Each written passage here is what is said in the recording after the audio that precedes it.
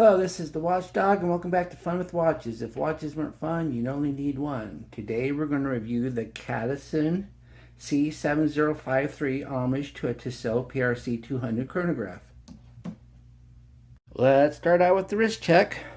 I'm wearing a Cadisen Design PD1690 homage to Rolex Oyster Perpetual, specifically the one with the Tiffany dial, even though it's not really a Tiffany dial.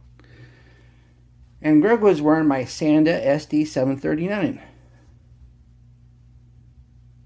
Grogu said that Han Solo was at the Mos Eisley Cantina drinking last night, and somebody must have snuck some spice in his drink, and he started hallucinating. He kept seeing Leia in the sand with dewbacks. Alright, let's take a look at the watch. If you've already seen the unboxing, we won't go over all this stuff. And here's the extra links. I had to remove 2. And here's the watch. One of my viewers recommended this watch to me, and I must say that when I saw it on AliExpress, I was quite impressed. And glad he recommended it. Been very pleased with this watch.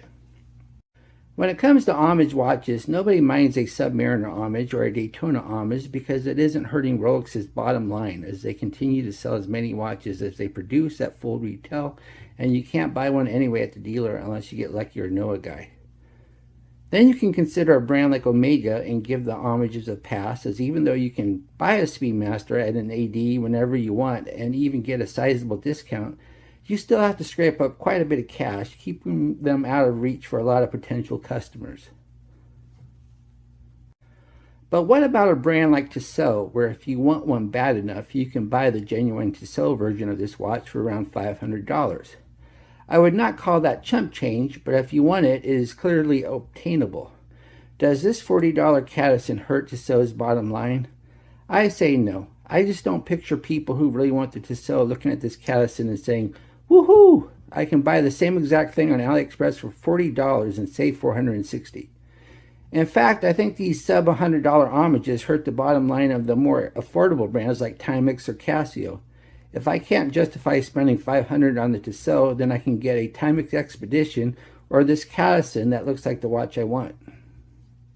The watch is 38.5 millimeters at the bezel, 48 millimeters lug to lug with inverted end links, 11.4 millimeters thick, has a 19 millimeter lug width, which will be in my gripes and groans, and weighs 125 grams with 2 links removed from the supplied bracelet. It has a smooth polished bezel with a bevel. Unlike a lot of chronographs that have the tachymeter on the bezel, this one has it on a flange. See, you can see it right there. Since this watch uses the large second hand for the chronograph, the tachymeter is actually usable. The dial is a flat black with no sunburst effect, but there is a sunburst on the subdials. You can see that sunburst on the subdials. We have the word Cadisen squeezed between the 12 o'clock and the 2 top subdials. Then it says Swiss movement on the bottom, because this indeed does have a Swiss movement. Then we have applied baton indices that look like they should be loomed, and the AliExpress ad shows them loomed, but I'll get more into that when I show you the loom test. Then it has numerics at the 3, 9, and 12, but not the 6 because there's no room. And then it has the minute counters, and then it has numbers at the 5, except for when there's no room.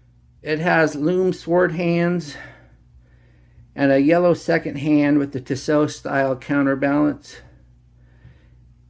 It has yellow hands on the top 2 subdials, but it has a silver hand on the bottom subdial, which seems unusual. Why would not have the yellow hand on the bottom? Because the yellow just stands out so much more than silver.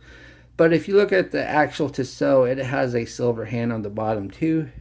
The right subdial is the running second hand. The left subdial is the chronograph minute counter, and it only does 30 minutes.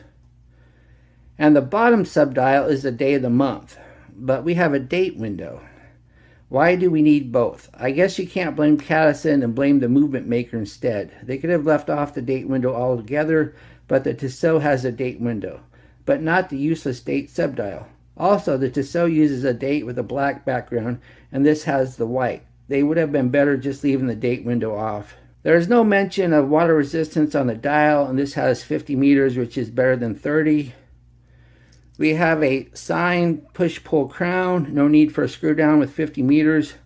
Plunger style pushers. The movement is a Swiss-made ISA 8171. This is a quartz watch, but not a mecha quartz like the usual Seiko VK63, but does have a smooth sweeping chronograph hand. Let me show you the chronograph in action. Just push the top pusher, and it looks like the hand is ticking 4 times a second and not the 5 like a VK63. Click it again to stop. Now push the bottom pusher to reset it, and as you can see, instead of the instant snapback of a VK63, you get a fast rewind. The crystal is a flat sapphire, which is usually unheard of a watch for this price, but I'll go ahead and get out my tester and prove it. Okay, here's my diamond tester, so let's go ahead and test the crystal. And as you can see, it's sapphire. The case is a solid stainless steel.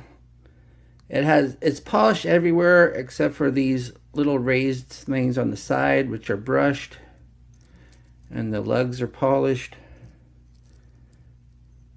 Then it has a screw down case back, and it has the Cadisen name and logo, and then it says sapphire crystal, gives the model number, all stainless steel, and gives the 5 ATM water resistance. The bracelet has hollow end links. The bracelet links are kind of unusual. If you look at them, they kind of look like they go up in one direction and go up in the other direction there, so it gives a kind of unusual look to them. I kind of like it. It's just different.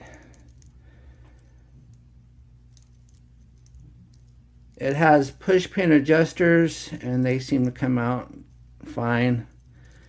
And then it has a milled clasp, and only has 2 holes of micro adjust because the milled clasp also has a diver's extension. I don't know why we needed a diver's extension. I'd much rather have more holes of micro adjust. Here's the watch on my 7.5-inch wrist. Once again, I had to remove 2 links to fit, and you're going to have a tough time because there's only 2 holes of micro adjust, so you might not get a perfect fit. Fortunately, the watch is not that heavy, so the perfect fit is always a little bit more forgivable on a lighter watch. I'm not going to show you this watch on any other straps because it has a 19mm lug width, and I don't have any 19mm straps. Here we are in the Lume room. The first time I charged it with my UV flashlight was quite disappointing, as the AliExpress ads showed Lume indices, but it looked like hands only. As I look at it through the zoom of a camera, the indices are loomed after all, but the index lume is the worst lume of any watch I've ever reviewed, and you can see it fades before I even speed up time. Once I speed up time, the hands start to fade quickly, but I've seen much worse. It's still disappointing that the index lume is practically non-existent when the ad shows otherwise. What do I like about this watch? Nice to have a different movement than a VK63 for a change that still has a sweeping second hand. I like the fact that it has a sapphire crystal on a watch that costs less than $40. And I like these unusual bracelet links. They just look kind of different. What are my gripes and groans? 19mm lug width. Why not 20? Date window and a date subdial is redundant.